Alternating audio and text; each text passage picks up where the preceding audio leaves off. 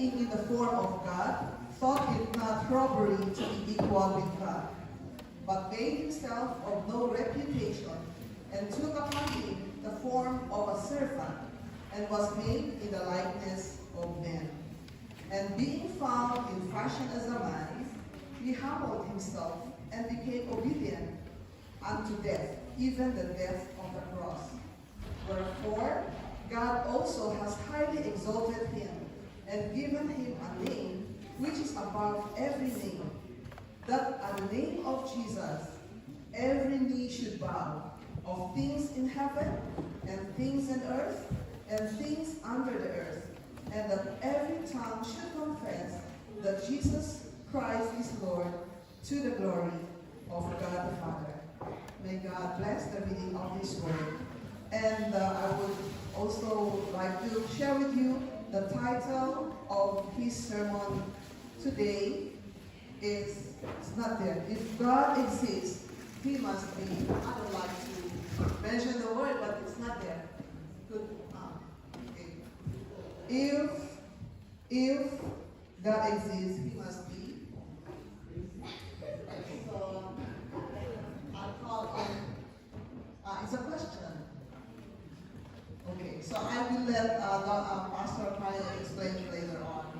I'm not on our dance singers to please render special songs for the Lord.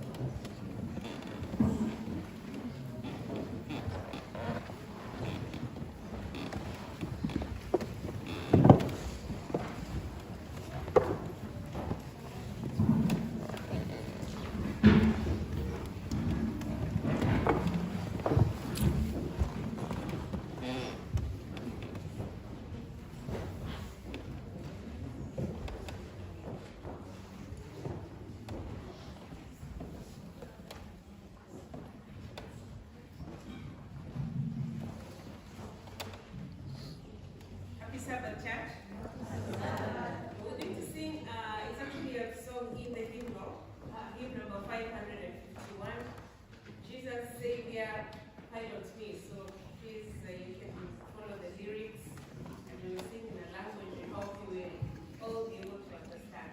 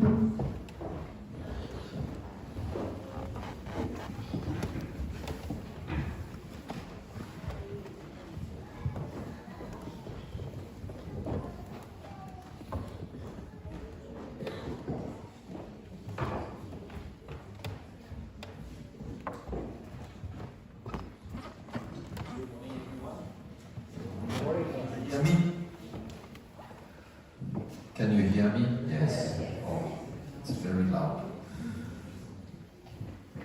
If God exists, He must be crazy. When I read the title of a book, I was thrilled. How can somebody dare to call God like this? And I understand the sister, she could not read the title to the end. But I was so thrilled that I read it through and I decided to make it a sermon. I will start with two quotations from the Word, and it says, "Love looks not with the eye, but with the mind." Not with what you see every day, but beyond it. There is no remedy for love except to love even more. When we think about this, the Bible presents something that is unusual. We are in a battle between what the Bible calls good and evil, God and the devil. And because of this battle, there is many things going on, and we are in the middle of it because the Bible calls human beings sinners. That means people who do not obey God and wants to live their own way.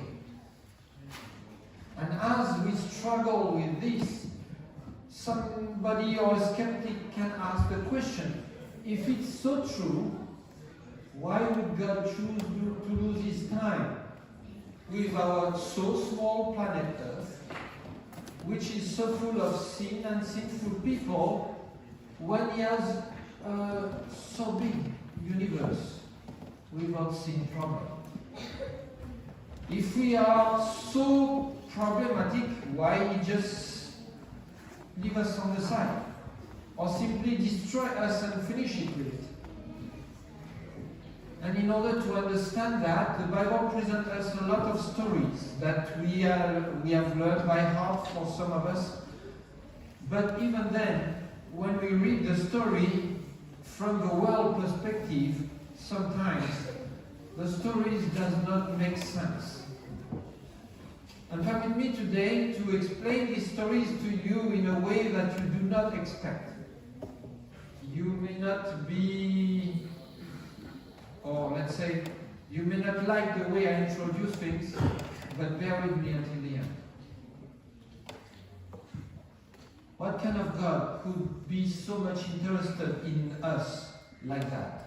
And the first story that we find, and I would like to suggest, is the story of Abraham. One day God comes to him and says, Genesis chapter 22, verse 1. Genesis chapter 22, verse 1. Genesis chapter 22, verse 1. First request, not the first, but for our purpose today.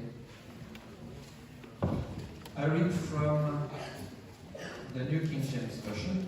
And it came to pass after these things that God tasted Abraham and said to him, Abraham. And he said, Here I am. Then he said, Take now your son, your only son, Isaac, whom you love, and go to the land of Moriah, offer him there as a burnt offering on one of the mountains of which I shall tell you. Notice that it's God who asks that man who follows him faithfully to do a very strange thing. What is God requesting? To kill his own son. What kind of God can ask that?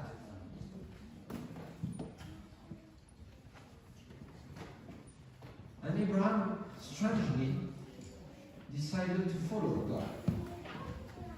So he goes with 2 servants and his son and go for a 3 days walk, and there he decided to leave his two servants on the side because it's too painful to explain what he's going to do, and he goes on to sacrifice his son.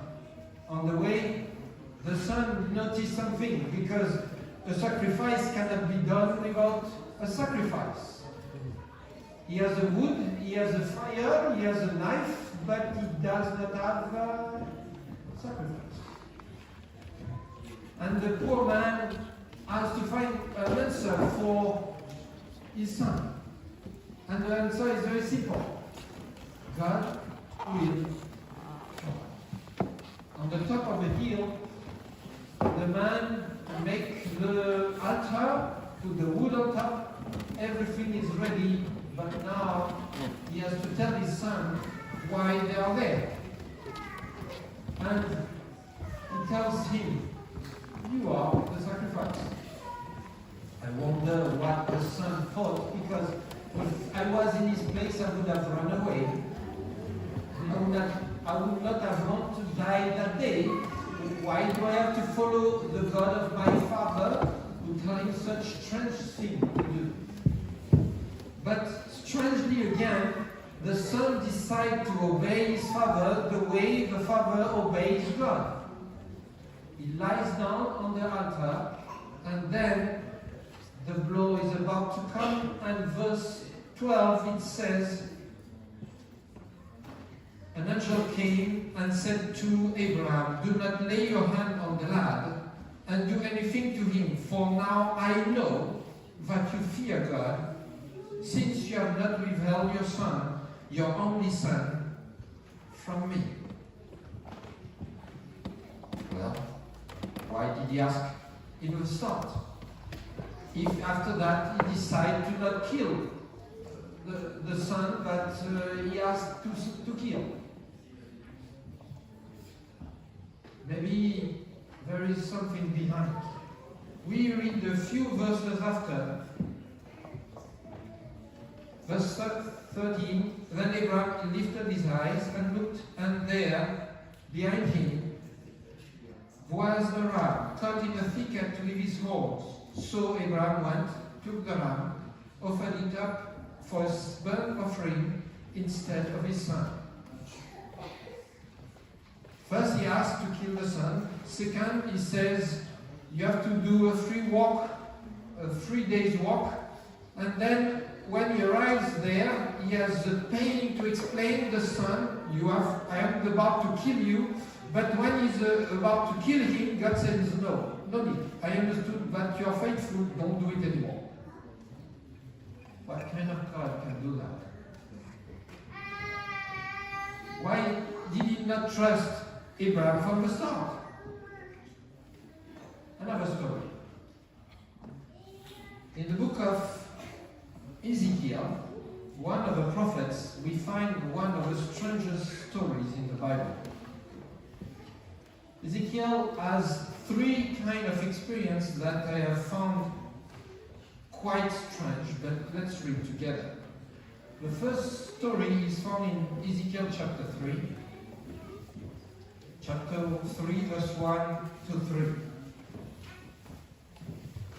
Ezekiel chapter 3, verse 1 to 3. And he said to me, Son of man, eat what you find. Eat this scroll and speak, and go and speak to the house of Israel. So I opened my mouth, and he caused me to eat that scroll. And he said to me, Son of man, feed your belly, fill your stomach with this scroll that I give you. So I ate, and it was in my mouth like honey in sweetness. I have never tried to do that. Well, maybe when I was a baby, but to eat a scroll, a book, and God put it in his mouth, and it was sweet as honey. Please bear with me. This is in the Bible. Do not do it at home. The second story, it's about eating again, but not a pleasant thing to eat. Ezekiel chapter 4, verse 12. the next chapter. We can read a little bit before, but just read the verse 12 with me. And you shall eat it as a burning cakes. Bake it using fuel of human waste on their side. My version translated nicely, but other version translated simply as it is, human dung. Have you tried to cook things on dung? In Africa, I have learned to cook things, not me, but I have learned people cook things with cow's dung. They let it dry, and when it's very dry, because there is no wood in the area, they use it as fire, and it works. But on human dung, I have never heard that. And who asked for it? God. Another story, a non-pleasant one. Ezekiel chapter 24. God come to see Ezekiel and ask him something very particular that I would not like to be in this place. Verse 15 starts, the word of the Lord came to me, saying, Son of man, behold, I take away from you the desire of your eyes with one stroke. Yet you shall neither mourn nor weep, nor shall your tears run down. Sigh in silence. Make no mourning for the dead. Bind your turban on your head. Put your sandals on your feet. Do not cover your lips. Do not eat man's bread of sorrow. What does God require from his prophet? First, he tells him, I will kill your wife. The eyes of the desire of your eyes. I will kill your wife. That's God saying.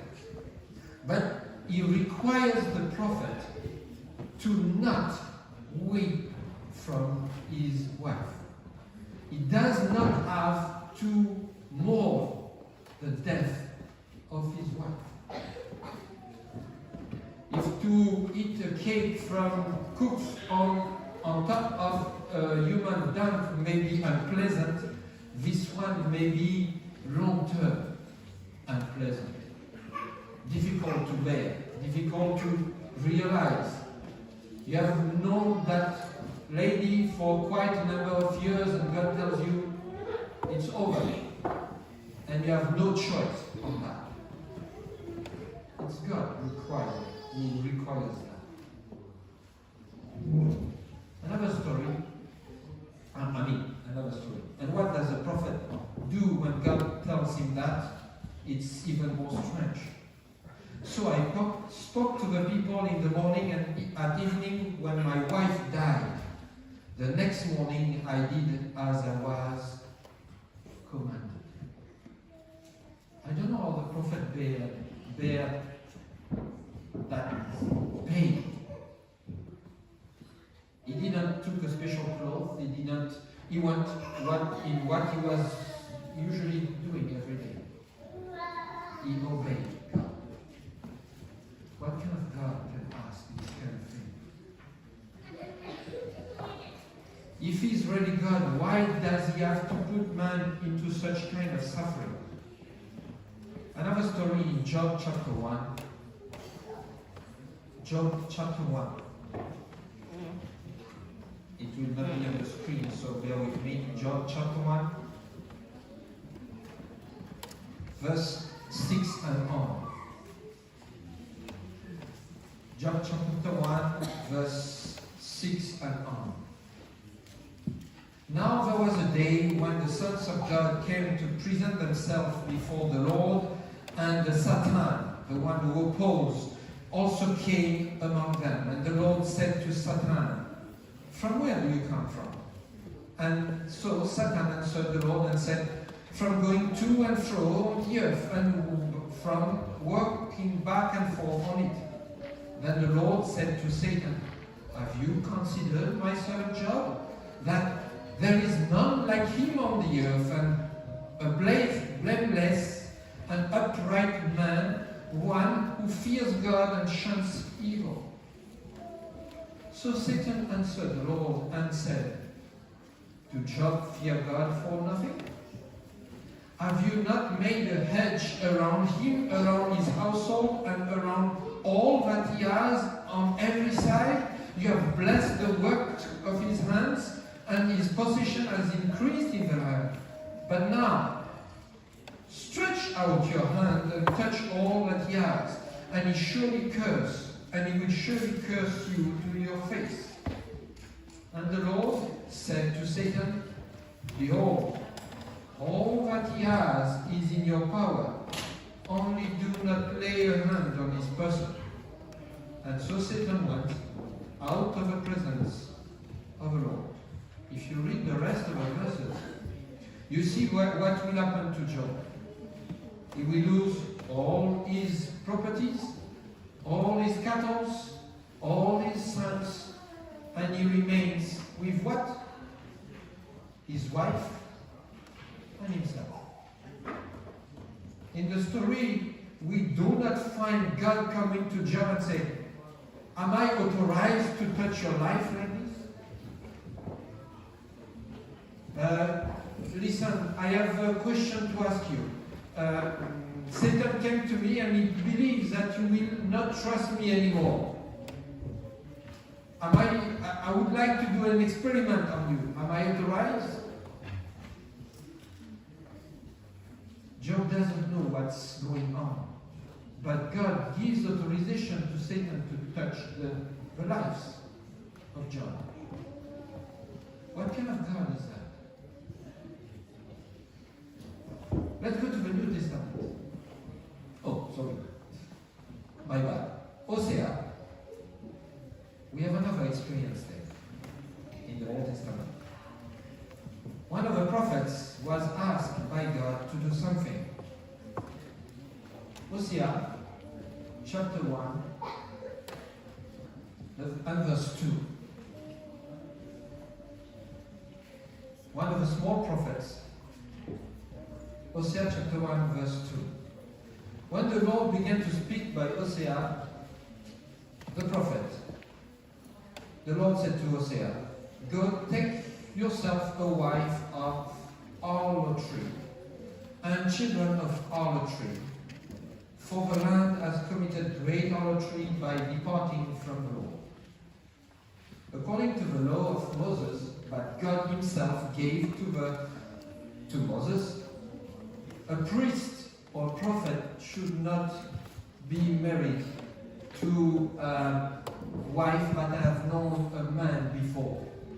She should be virgin." Now, not only God asked him to betray the law that he has put himself, but he asked to take a prostitute. And then something happened. Chapter 2, verse 14.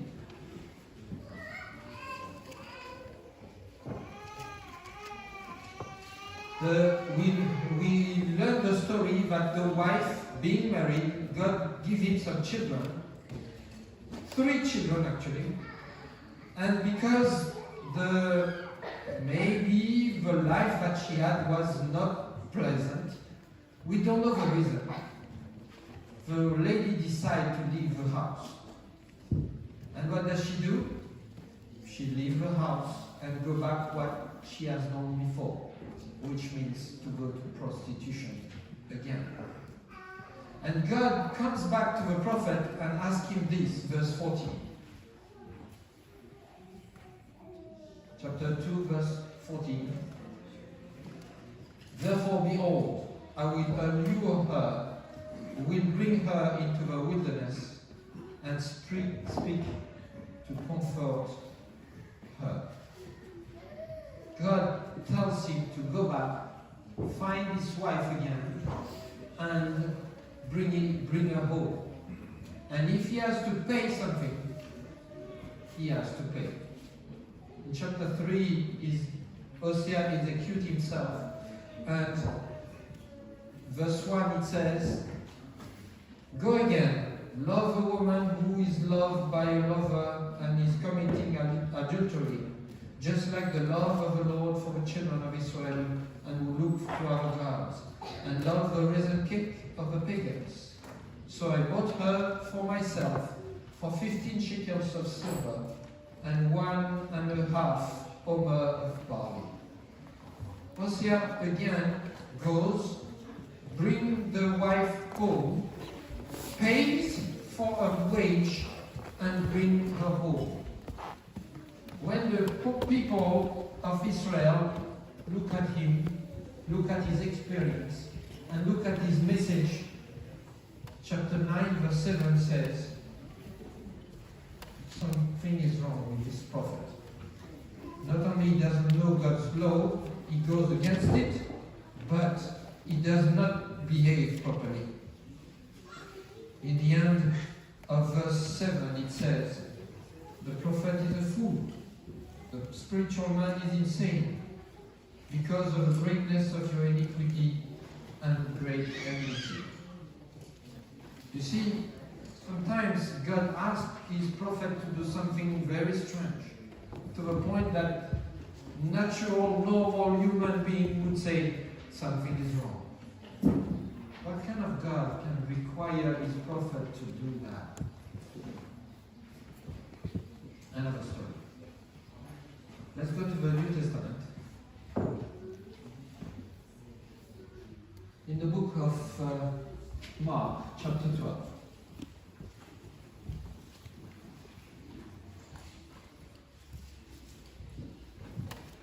Mark chapter 12, verse 1. Let's read together. Then he began to speak to them in parables. A man planted a vineyard and set a hedge around it, dug a place for the vine vat, and built a tower. And he listed 2 vine dressers and went into a far country. Well, nothing wrong there so far. Now, at the vintage time, he sent a servant to the vine dressers that he might receive some of the fruits of the vineyard from the vine dressers. And they took him, beat him, sent him away, empty-handed. You know the story. What would you do in this place? Well, if the vine dressers do not know their place, I will call the police and bring them out of the vineyard. Right? What does the man do? Well, again, he sent them another servant, and at him they threw stones, wounded him in the head, sent him away shamefully treated. Well, maybe he wanted to give him a second chance. What would you do then? This time I will call the police, right? The following verse says, and again he sent another, and him they killed, and many others, beating some, killing some. What is in this mind? In this man's mind? Why does he have to lose so many servants when the property is his? Why does he have to wait that this kind of thing happens? Are they so strong? What will he do now? Therefore, still having one son, his beloved, he also sent him to the last, saying, they will respect my son. But those vine dressers said among themselves, this is the heir. Come, let us kill him, and the inheritance will be ours. So they took him, killed him, cast him out of the vineyard. And guess what now the man will do? Therefore, what will the owner of the vineyard do? He will come, destroy the vine dressers, and give the vineyard to others. But why did he not start by that first?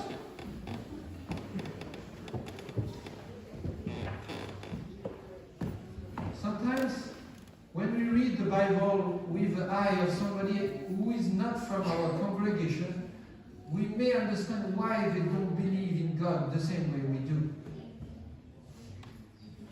And then there is another story that I want to tell you, and that will be the last experience. We have seen the first experience with Abraham, and related to it, and I have another experience. Abraham was sure that God will provide a solution. How? Maybe resurrection. He would kill and God will provide the resurrection so that the son of a promise would live again. And he said this, God will provide for himself the lamb for a burnt offering. Did God provide a solution? Yes, we have seen that God provided the lamb. Where did God provide the lamb so that Isaac could live? Genesis chapter 2, verse 2, it says, "Take now your son, your only son Isaac, whom you love, and go to the land of Moriah." So that particular land of Moriah is the chains of mountains, and it's called Moriah. Today, we know where is it. Where else do we find the Mount Moriah in the Bible? You go in 2 Chronicles chapter 3, verse 1. And it says, "Now Solomon began to build the house of the Lord at Jerusalem on Mount Moriah."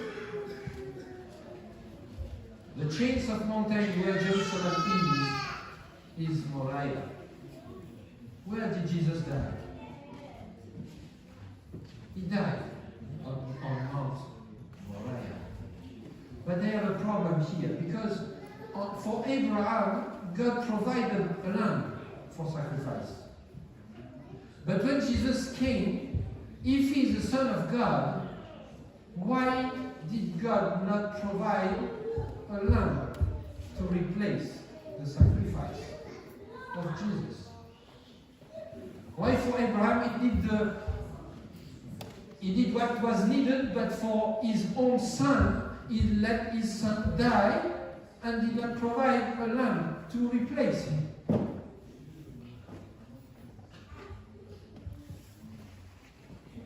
The shepherd became the lamb for the sacrifice.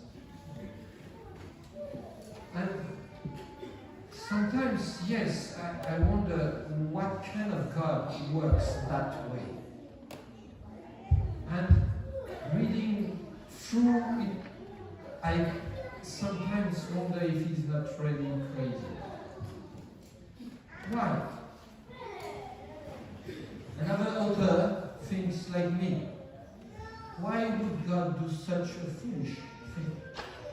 To let his son die and not provide a sacrifice in his place. Philippians chapter 2, verse 5 to 8, our sister read it a while ago, tells us something interesting that I would like to go through. Philippians chapter 2, verse 5 to 8. It reads as this.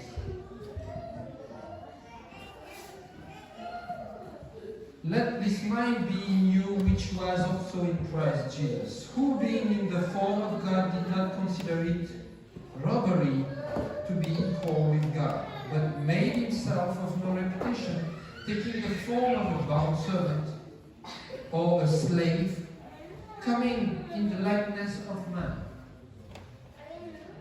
And being found in appearance of a man, he humbled himself and became obedient to the point of death, even the death of a cross." Have you ever thought what it means for God to come here on earth? The text, when Solomon was inaugurating the temple, he says in his prayer, "Behold, heavens and the heavens of heavens cannot contain you." Which means somehow God is out of the universe he created. Blessed be. Because that means he can control things from outside. But in the same time, if he's bigger or outside of that universe, how did he came on earth? When we look at the universe today, that's what we may see a bit. All the dots here that you see are not stars, they are galaxies. Galaxies. Do you know what is a galaxy? It's a mixture of stars and planets all together. Okay? And what we know, according to our best knowledge, we believe we know about 4 to 10% of the universe. And that means we may know even less because there are parts of the universe we don't know. Estimated, we have 500 billions of galaxies today that we know. That's what we know. So it may be 100,000 million times more if I may expect. And when you look at this, if you go further, we find this. This is our galaxy. And if we have to travel from one side to another, it would take 100,000 years traveling at the speed of light to go from one side to another. That means when we reach there, we'll be dead thousands of years already. It's so huge. Yet, if you go in the blue square, you will find something more knowledgeable to us. That's where our sun is. In the middle of the picture, you have the red, yellow dot with the name sun there. And then we know somewhere there we have our planet Earth. But how to go there? So if we zoom it a little bit, you will find this. Yet, you don't find the sun. In the middle of the bottom, you have a yellow dot. That's where our sun is. So if you go down a little bit more, that's what you find. A lot of suns everywhere. Yet, in the middle, in the square again, that's what we are supposed to be. And if you go deeper, that's what you find. And in the middle of the screen, you have a small square there. That's our sun. Our sun. You zoom it more, somewhere, I cannot see it, show it. Here, you have a small square here. That's something that we know more. This one. Yet, to travel from one side to another, it takes the Earth 1 year to go around. And when we go deeper, we understand somehow we are so small. How can a God outside of the universe could become on this earth? I don't understand. The Son of God that the universe cannot contain became a tiny cell in the stomach of his mother. What kind of God can do that? Yes, he must be crazy somehow. Why would he do that then? In the stomach of his mother, he grew, and he was born. When he was born how? He was poor, no guards around him, no house of his own. The text of Philippians tells us that he came as a servant or as a slave. He was the creator of a universe. That means he ordains things and things happen. Now he has to obey on earth, limited to many things. He was called he could feel the pain, he could feel he was hungry, he was sleepy, and God decided to become human. Why? And that he was forced to flee from place to place to another to save his life. Many times he was about to be put to death, betrayed by one member of his circle of close friends. Who? Judas. Disowned by another, Peter. Abandoned by the rest of the group. Deprived by his own family. Some have listened to him, yet many have left him alone for who he is. Most of them left him. Why? One day he decided to die. Why would he decide to die? He was God. Can God die? Mark chapter 15 verse 34 says, my God, why have you forsaken me? If God cannot die, how come Christ died on the cross? Ellen White says this. Remember that Christ risked all. Tempted as we are, he staked even his own eternal existence upon the issue of the conflict between good and evil. Heaven itself was imperiled for our redemption. Do you understand what that means? Me, I don't. How can God die? With my small brain, I believe that if God dies, everything disappears. He's the source of life. So if the source of life disappears, everything disappears. Yet he decided to die there. Christ was treated as we should have been. That's what the Bible tells us. In order that we could be treated as he is in heaven, the child of God. Text of Isaiah tells us he suffered our death so that we could be able to receive his life. And by his stripes we are healed. Well, somehow, yes, he must be crazy. Crazy of me. Because if he's not crazy of human beings, why would he die for them? Then he must be crazy of love. Because only love can do stupid things like this. And the Bible tells me, since you are precious in my sight, that's God telling to a human being, since you are honored and I love you, I will give man in your place. Do not fear, for I am with you. What kind of man died for me?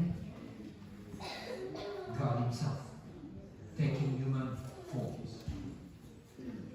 If somebody has a right to force me to choose him in my life, it's certainly Christ. Why? Because he created me, he died for me, and what he does is beyond comprehension.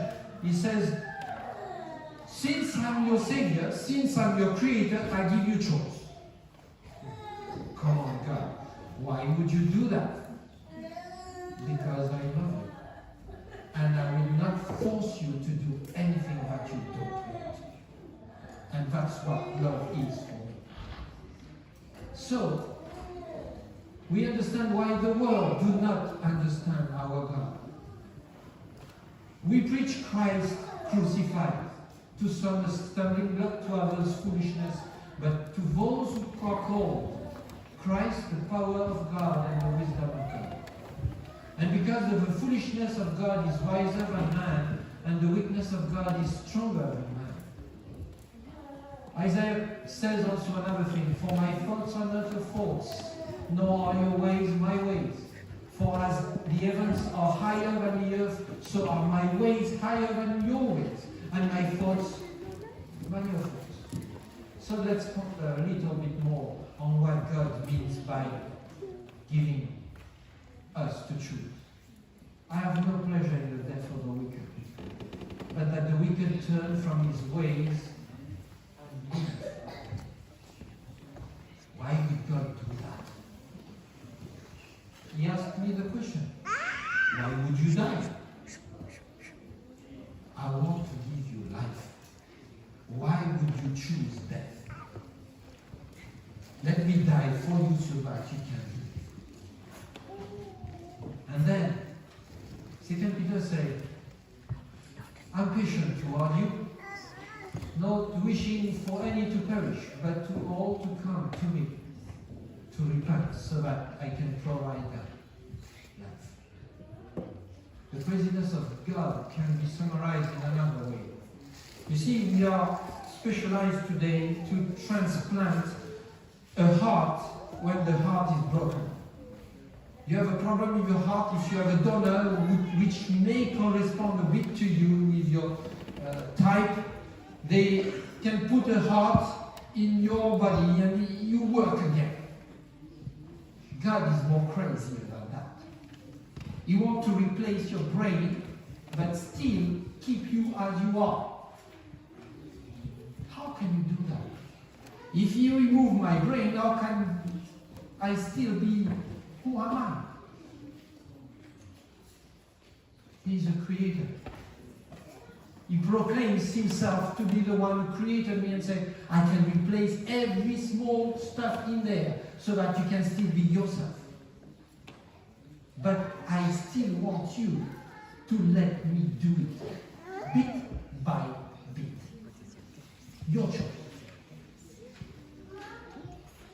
How can he do that? Because he loves me. And because he loves me, he wants a relationship with me. And when we connect together and we have trust, what the Bible says, faith, he tells me, follow me. He will never force me to do that. And when I follow him, he provides a way to do so. Obey me. It will be hard sometimes, but trust me. And that's why there is a conflict between good and evil. Because what the devil wants to do, it's exactly the same thing, but there is only one thing that differs from God. There is no love there. He wants connection, but he wants to enforce himself in that connection. No choice. Therefore, you trust him or not, you have to follow him. And because you follow him, you have to obey him the way he wants you to obey, even if you don't want to. There is one thing different between God and Satan. Love. God will love others first. Satan will tell you, love yourself first. But it's still love. And that's a big problem in our societies. When we want to trust somebody, we rely upon that person even though we don't know him or her much. That's what we call marriage. But so many times behind we discover things that we don't want to find. Or we don't want things to happen. With God it's not the same. When we love God, God tells me, I will not force you in anything that you don't want to do. Don't want to do. I just ask you to trust me fully. Because behind these things will disappear. And that's why we have all the crazy stories that I told you at the start. First, Job. When God tells the story of Job, he reminds us that in this line, in the conflict of good and evil, he is the first to be blamed. Not me. He's the first to be blamed, and that's why, cornered, God said, okay, touch what he has, but don't kill him. Second, you want to show me that how much I am defiled.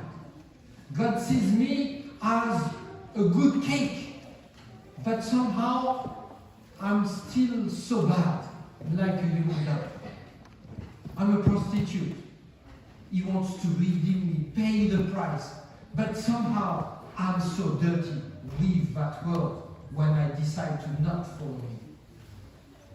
God provided a solution. That's why he provided a solution for Abraham, but he did not provide a solution for himself because he doesn't need to be undefiled, to remove from sin. God is ready to take the risk. That's why when the prostitute goes out of the house, he asks the prophet, go and pay for her again and bring her home. That's what God wants to do. He takes the risk that when he marries her, she wants to go out. That's what love provides, freedom of choice. But when the prostitute is stuck and she wants to go out, who will bring her out except the one who loves her? God. God loves me so much, he wants to bring me back out when I don't have the freedom of choice anymore in the power of Satan. But we should therefore change our ways. When Ezekiel somehow faced the challenges, he has to change his way of life. Lose his wife? Which one do you love more? Your wife or God? So therefore, lose things behind, the one that you cherish the most. Even more, do not mourn what you leave behind. Choose God. Change your ways. Change your way of life. But we should ask God for his forgiveness and his salvation. Trust is to depend on God. Never forget. God will never force. Never enforce himself on any human beings. That's what I call the crazy love of God. Never enforce himself on us. Therefore, I have a choice now. If he is so much in love with me, he will tell me what I need to do, but he will tell me, choose. What will I choose? You may be a visitor or not today. But I believe what the author wrote in his book was right on the title. If God exists, if the Bible is true, I affirm it, God must be crazy. But not crazy in the sense of a world, in the sense of what the Bible presents. Crazy of love, of divine love, for those who do not deserve to be saved. It's my choice. What will I choose now? How will I go out of the church and live my way, my life, my activities? If I know that, I cannot just say, well, I heard it and live it. Either I accept God in my life or not. It's my choice. And God asked me in return, will you accept that loving relationship with me? That's my plea for each one of us today, visitors or not. May you accept God in your life every day. It's rewarding, painful, but rewarding, because in the end, there will be no evil anymore. Only God and his love. Amen.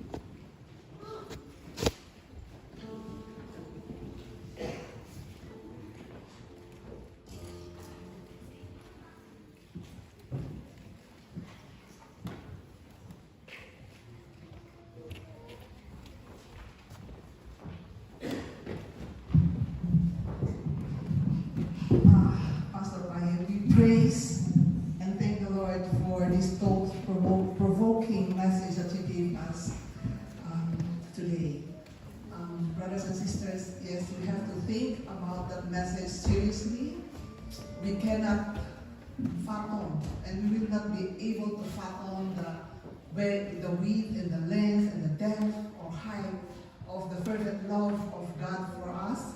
Until we see Him face to face, we will ask Him. But then, when He answers, I know that He will just be affirming our experience, because we've experienced everything, and that we experience the power of His love in our lives. And so I ask brothers and sisters that we do what we ought to do, as He called upon us on what we should do to choose life, to choose God. And so we'll see God face to face, and we'll see each other face to face there. And yes,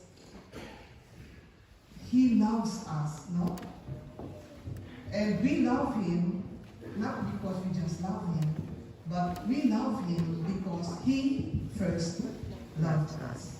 For our closing song, I would like to ask you to stand up with me, and I'll call on our song leaders, and we'll sing hymn now 321, My Jesus, I Love Thee. That's our song to His love. 321, My Jesus, I Love Thee.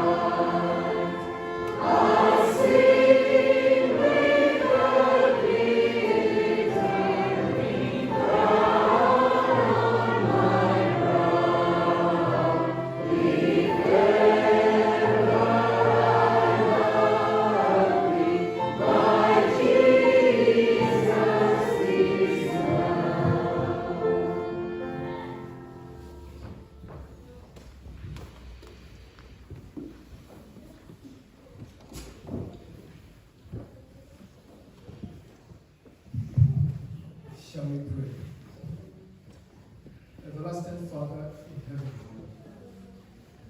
you so much that you are willing to go to every possible extent to save us. Father, we have been tossed here and there by the evil one. And therefore, sometimes we find it difficult to understand your ways. We thank you for the power of your word that has enlightened us this morning to see and to know that whatever you do, it is because you love us. May you help us to understand this message, and may we apply it to our lives. If there is somebody here today who is still struggling about your love, about your existence, about your ways, may you please cause a turnaround to such a person's heart. And let our Holy Spirit grant that person wisdom and understanding. And now may the grace of our Lord Jesus Christ, the love of God, and the abiding sweet fellowship of the Holy Spirit be with us now and forevermore. Amen. Amen.